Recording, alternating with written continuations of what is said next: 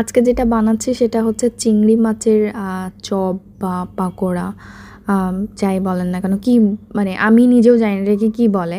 আমি জাস্ট মনে হয়েছে যে এগুলা দিয়ে বানাইলে ভালো লাগবে এই আর কি।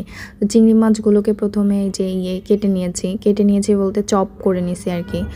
তারপর এই যে আলু, তারপর পেঁয়াজ, মরিচ, মশলা যা যা আমার মনে হয়েছে এগুলো দিয়ে দিলে আসলে একটু টেস্ট হবে, সবগুলোই দিছি।